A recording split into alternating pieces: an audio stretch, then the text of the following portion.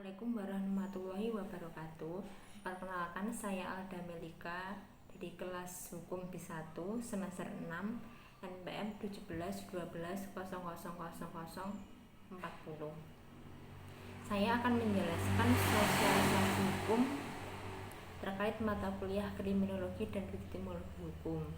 Saya akan menjelaskan pengertian dari sosialisasi hukum, pengertian dari kriminologi dan viktimologi, metode sosialisasi, dan bagaimana upaya sosialisasi yang dilakukan untuk mencegah terjadinya kriminalitas di lingkungan sekitar.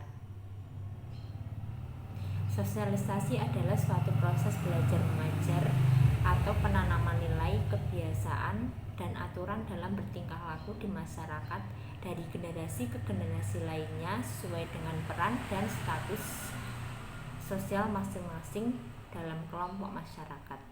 Sosialisasi hukum adalah proses individu memperoleh sikap dan keyakinan tentang hukum, otoritas hukum, dan lembaga hukum yang terjadi melalui interaksi antara individu baik pribadi maupun dengan perwakilan melalui polisi, pengadilan, dan aktor hukum lainnya.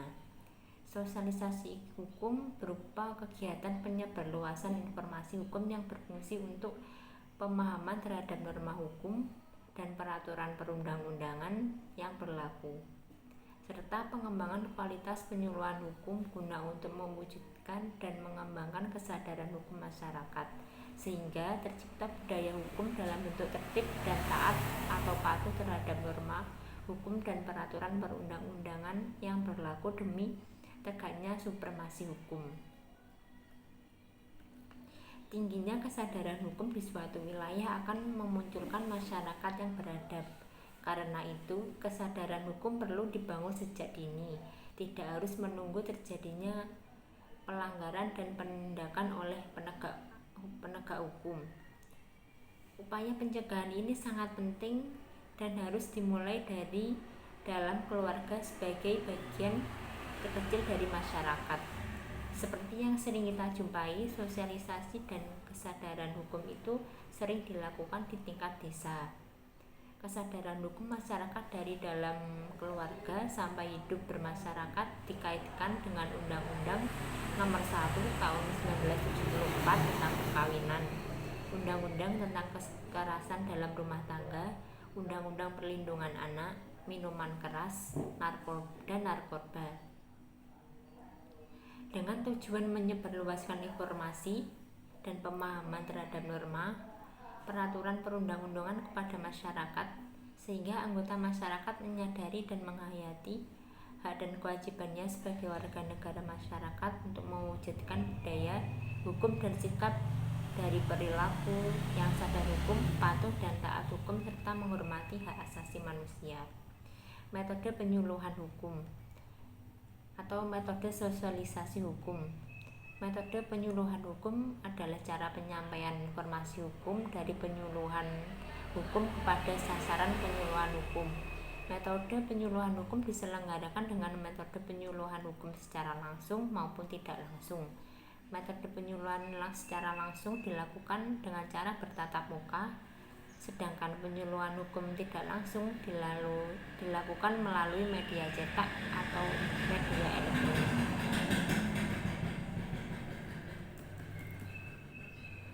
Secara etimologi, pengertian dari kriminologi berasal dari kata crime dan logos. Crime berarti kejahatan, sedangkan logos berarti ilmu pengetahuan. Jadi secara umum, kriminologi berarti ilmu pengetahuan tentang kejahatan, yang lebih tegasnya kita maknai sebagai sarana untuk mengetahui sebab dari akibat suatu kejahatan. Kriminologi adalah suatu ilmu pengetahuan tentang kejahatan itu sendiri. Objeknya adalah melakukan kejahatan itu. Tujuannya adalah mempelajari sebab akibat, sehingga orang itu adalah orang jahat atau disebabkan karena keadaan sosiologi maupun ekonomis. Viktimologi berasal dari bahasa Latin victim yang berarti korban dan logos yang berarti ilmu.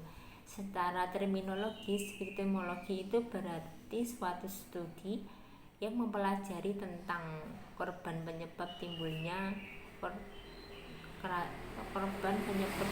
timbulnya masalah manusia sebagai suatu kenyataan sosial. Viktimologi merupakan suatu pengetahuan ilmiah atau studi yang mempelajari suatu viktimalisasi atau kriminal sebagai suatu permasalahan manusia yang merupakan suatu kenyataan sosial.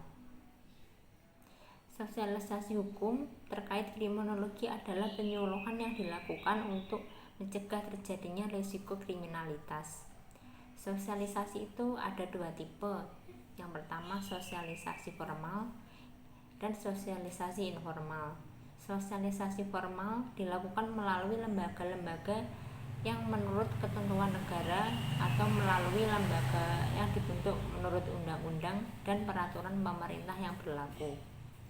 Sosialisasi informal ini dilakukan dalam pergaulan yang bersifat kekeluargaan seperti antara teman, sahabat, anggota masyarakat atau klub dan kelompok-kelompok sosial yang ada di dalam masyarakat.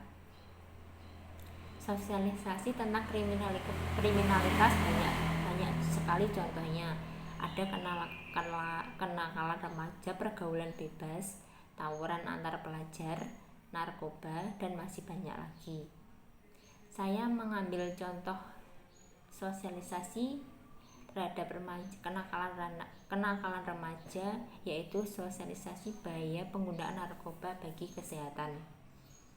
Di masa remaja ini adalah masa di mana peralihan dari masa kanak-kanak menuju masa yang lebih dewasa. Fase remaja merupakan perkembangan fisik dan juga perkembangan psikis emosional. Pada fase ini dorongan mencoba hal-hal baru yang belum pernah dilakukan menjadi tantangan secara pribadi. Kenakalan remaja yang menjurus perilaku negatif, suatu perbuatan yang melanggar norma sosial hukum yang berlaku di masyarakat. Kehidupan di era modern yang canggih ini membuat semua hal terasa lebih mudah dilakukan. Hanya berbagai teknologi yang canggih semua bisa didapatkan, termasuk obat-obat terlarang seperti narkotika, yang peredarannya semakin terselubung dan rentan dilakukan oleh para remaja. Dampaknya tingginya angka penyalahgunaan narkoba pada remaja yang semakin membuat resah para orang tua. Memang narkoba memiliki dua sisi yang saling bertentangan. Seperti sebuah mata uang logam, ada manfaat baik tetapi berdampingan erat dengan risiko yang mengancam kesehatan. Ada beberapa jenis obat yang masuk ke dalam jenis narkoba dan dipakai untuk menyembuhkan karena dampaknya yang memberikan rasa tenang.